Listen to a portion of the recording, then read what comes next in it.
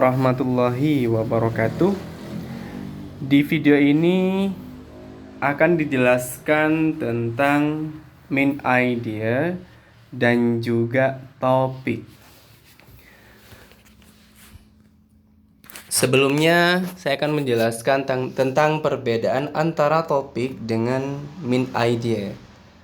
Topic of the passage, jadi topik dari suatu bacaan di dalam setiap paragraf, maka topiknya sama. Jadi kalau topik itu membahas tentang subjek yang sama di setiap paragraf, maka main idea adalah kebalikannya. Jadi main idea itu membahas ide yang berbeda di setiap paragrafnya. Paragraf 1, 2, dan 3 ini memiliki ide pokok yang berbeda dengan topik yang sama. Topik pembahasannya sama, idenya berbeda-beda di dalam setiap paragraf. Jadi itu perbedaan yang mendasar antara topik dan ide pokok. Sehingga strategi yang bisa kita gunakan di dalam menjawab soal topik adalah semisal di dalam suatu bacaan dalam soal TOEFL bagian reading, maka semisal ada 7 paragraf, maka strategi yang bisa kita gunakan adalah dengan menemukan ide pokok yang ada di paragraf 1, 2, dan terakhir. Jadi 1, 2, 7 bisa kita cari ide pokoknya, kemudian kita tentukan subjeknya apa yang dibahas. Nah, itulah yang menjadi topiknya. Jadi untuk topik, strategi menjawabnya seperti itu. Fokus pada subjek yang sama yang ada di setiap paragraf. Dan cara menghemat waktunya adalah cukup menemukan ide pokok paragraf pertama, 2, dan terakhir. Jika dirasa hanya menggunakan paragraf pertama dan terakhir sudah cukup, tidak apa-apa. Namun jika kurang, maka ditambah 1 paragraf lagi, yaitu paragraf 1, 2, dan 7. Jadi 3 paragraf yang kita baca dan menemukan ide pokoknya saja. Yaitu strategi yang bisa kita gunakan untuk menjawab soal topik. Sekarang kita beralih pada ide pokok. Di dalam menemukan ide pokok dalam suatu paragraf, ya. Jadi ide pokok itu adalah adanya di suatu paragraf. Kemudian langkah-langkahnya adalah kita harus mengetahui letak dari ide pokoknya.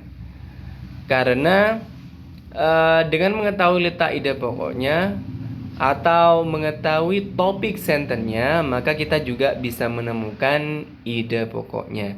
Di buku ini atau di gambar yang saya tampilkan ini hanya ada 2 letak ide pokok yang dijelaskan. Jadi gambar ini adalah gambar yang saya ambil dari ebook Survival English.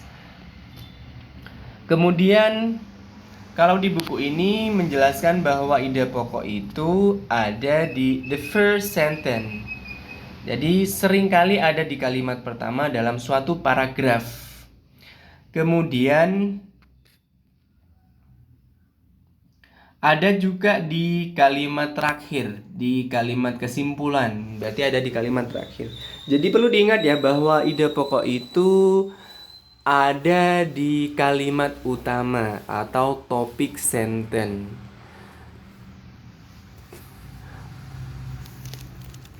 Jadi topik sentence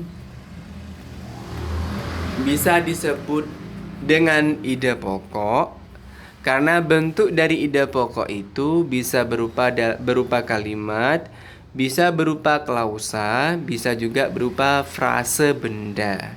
Itu bentuk-bentuk dari ide pokok. Letaknya ada di 6 tempat. Jadi jika kalian tidak menemukan di di kalimat pertama seperti yang ada di gambar ini, kalian bisa atau di kalimat terakhir kalian tidak menemukannya, maka kalian bisa menggunakan 4 letak ide pokok lainnya. Yang ketiga adalah letak dari ide pokok itu ada di ada di kalimat pertama dan juga ada di kalimat terakhir. Jadi kalimat baik pertama ataupun terakhir sama-sama ada. Perbedaannya adalah kalimat terakhir itu biasanya berupa kalimat sinonim. Jadi maknanya sama dengan kalimat yang ada di kalimat pertama. Maknanya sama dengan ide pokok yang ada di kalimat pertama. Hanya dibentuk dengan kalimat yang berbeda saja, maknanya sama. Itu yang ketiga. Kemudian letak ide pokok yang keempat itu ada di kalimat kedua. Nah, letak ide pokok yang ada di kalimat kedua ini bisa dalam dua bentuk. Yang pertama, kalimat pertamanya hanya pengantar saja. Kemudian kalimat keduanya yang menjadi kalimat berisi ide pokok. Tinggal kalian lihat saja yang lebih umum yang mana, dan ada subjek yang diulang di kalimat ketiga biasanya. Jadi seperti itu ya cara menentukannya. Kalian lihat di kalimat kedua itu subjek apa atau kata benda apa yang diulang di kalimat kedua. Baik, seperti itu caranya. Kemudian yang kedua, jadi cara yang kedua adalah atau bentuk yang kedua dari ide pokok yang ada di kalimat kedua ini biasanya ditandai dengan pertentangan. Kata penghubung pertentangan seperti however, yet, but, dan seterusnya. Itu penanda dari bentuk ide pokok di kalimat kedua yang ditandai dengan kata penghubung bertentangan. Ya. Kemudian yang ketiga yang keempat sama, yaitu ide pokok yang ada di kalimat tengah. Bukan di kalimat kedua kan, tetapi bisa di kalimat ketiga, keempat, ataupun kelima. Biasanya ditandai dengan sama, yaitu dengan kalimat pertentangan.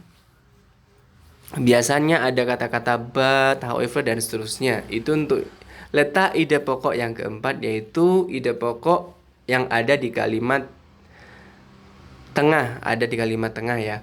Kemudian yang kelima, ide pokok itu sebentar.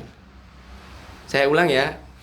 Ide pokok yang pertama ada di kalimat pertama, yang kedua ada di kalimat kedua, yang ketiga ada di kalimat pertama dan terakhir.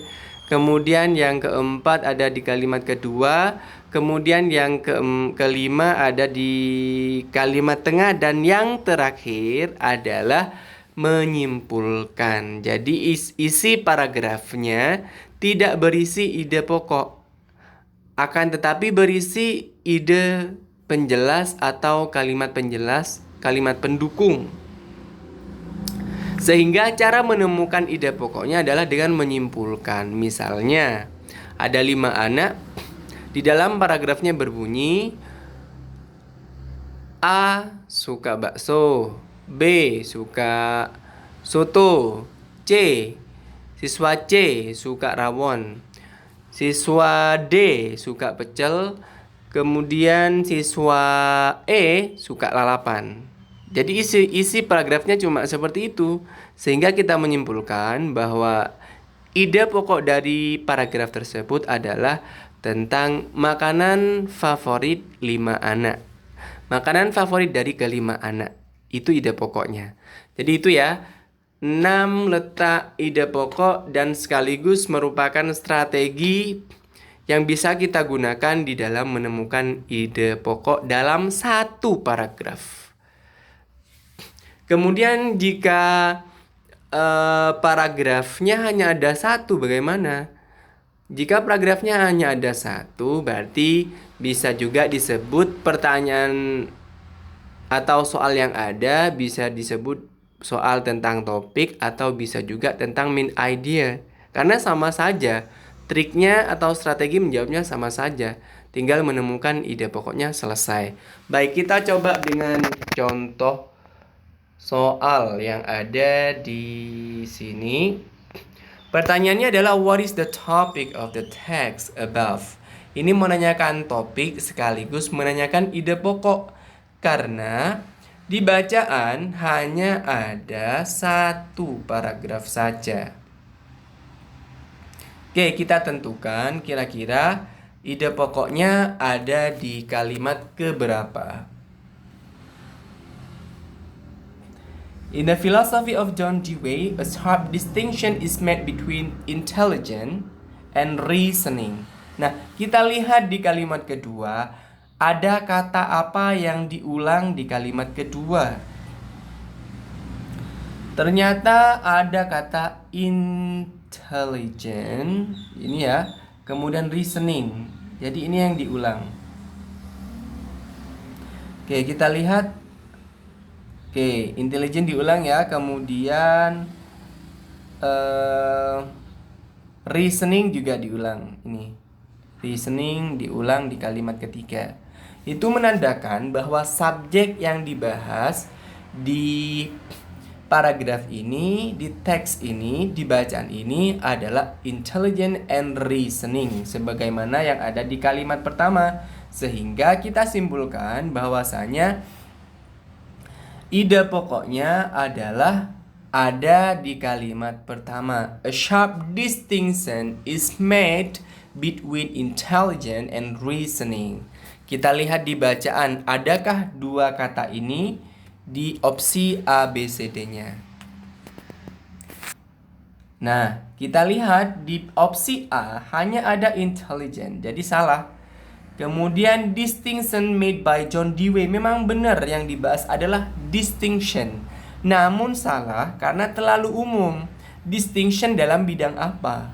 Oke, sehingga B salah. Kemudian yang C, Dewey's ideas on ability to reason. Nah, ini hanya membahas ide-idenya Dewey, tidak menjelaskan idenya dalam bentuk apa. Jadi masih terlalu umum, sehingga jawaban kita adalah yang D.